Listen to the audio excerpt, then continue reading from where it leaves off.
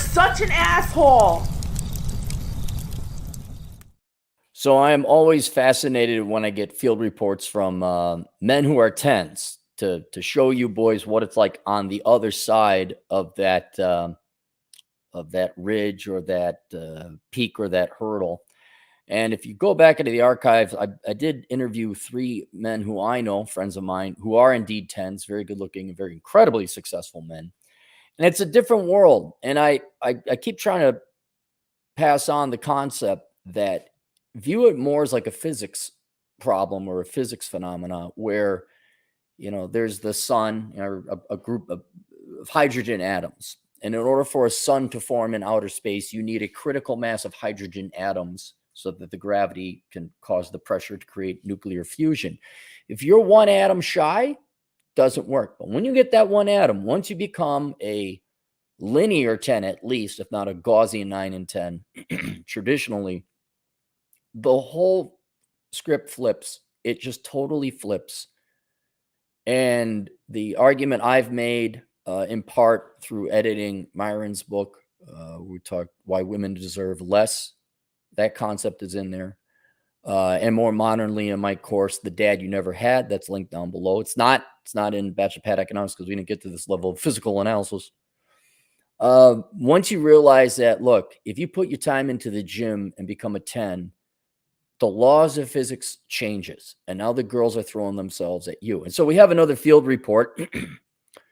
This guy says, field report, what it's like to be a 10. Hi, Aaron. I know you like to get field reports. I do. So here's what my life is like as a 10 in a major city in the U.S. Women approach me in bars very regularly.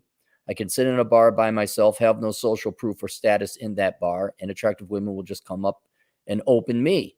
They start touching me almost immediately and make it pretty clear that they want to sleep with me. They don't ask me many questions. They don't seem to care about me as a person whatsoever. Oh, no, you're a sex object. They just repeatedly tell me how hot I am. They basically use me for sex. I get checked out wherever I go by women and gay men. I'm treated extremely well by the vast majority of women I interact with. I get approached during the day too, although it's less common than at bars. When I'm at a coffee shop, there's an empty seat. There's an empty seat next to me, women who walk in will generally sit next to me and make it clear they want me to open. Often they just open me themselves after sitting down.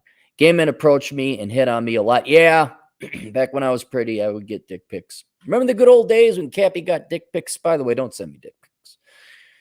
Most men initially hate me. I guess they see me as a threat. Well, you're competition. I don't know why they hate you. I never understood that. Like, oh, that guy's really good. I've always like, oh, look at that guy. He's got physique, man. I wish I looked like him. But once they get to know me, they like me. But it forces me to go out of my way to be extra nice to other men. That is not a concept I'm familiar with. There's a drawback there, I guess. Married women regularly proposition me for sex in bars. My mom's married friends all hit on. Wait, my mom's married. Wait, really? You get a lot of older cougar action there. Girls with boyfriends will happily cheat with me. Women will aggressively hit on me in front of their boyfriends. This can cause a lot of problems, so I'm always sure not to flirt back in front of the boyfriend. Other men accuse me of trying to steal their girl for merely being friendly. Yeah, I can imagine that. You're just being civil and polite. Both men and women expect me to be the leader. Everyone thinks I'm this perfect guy with this perfect life. Nothing could be further from the truth. Here comes the downsides. The women at my office job, which is remote, but I've met my coworkers in person, are all in love with me. They hit on me regularly. They also expect me to entertain them regularly and take it personally when I'm not in the mood to play the role of hot guy. I can tell by the way they look at me and by their body language that my female first cousins are sexually aroused by me. Really? Which is flat out creepy. That is flat out creepy. That is, yeah. I am often given stuff free at stores by female employees. Guys, did I not say the laws of physics flip? They absolutely change. I am often given free stuff at stores by female employees at stores, bars, and restaurants, free foods and drinks, etc. Anyway, thought you might find this interesting. Next time you're on the topic, feel free to reference this stuff if you want. Take care.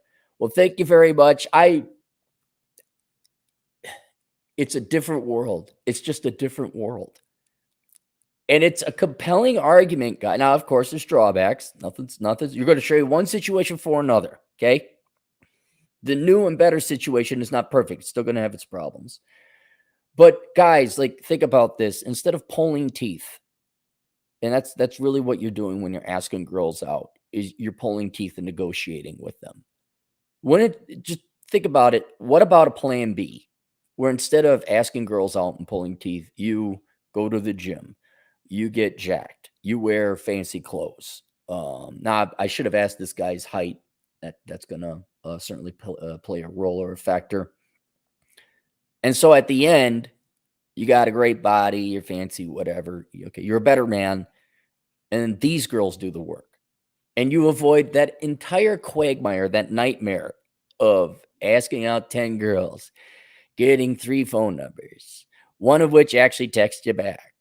Then maybe she does or does not show up for the date. And then you got to go out on 3 or 4 dates before she has sex. That's at least 2 to 3 times the amount of time you'd spend just going to the gym, putting in the effort. You didn't even say anything about wearing fancy clothes.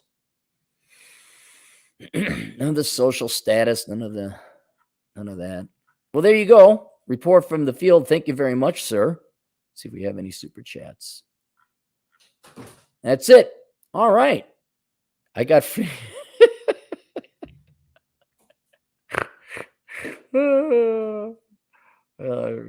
Hang on. I've always had close friends like Rollo and Kepi because they always kept us big dumb jocks honest. Their sarcasm, smarts, and harsh honesty kept me out of a lot of trouble. I'm wondering, like, to become a 10 requires discipline, some kind of effort, so a level of maturity. But I guess maybe there's also the contingent of guys who have maybe a biological or genetic propensity to get jacked easier, and maybe it's not as forging experience. And so maybe you guys are just hot and by luck, for lack of a better word, but then you haven't honed your skills. It still would pay for men. Like, you just don't be the hot, good-looking, dumb guy. Like, what if you were the world's most interesting man? Like, if you actually develop a personality, charm, wit, intelligence, a personality, a character, some hobbies, some interests, that would definitely go a real long way. All right, that's it. We'll see you guys later. Toodles.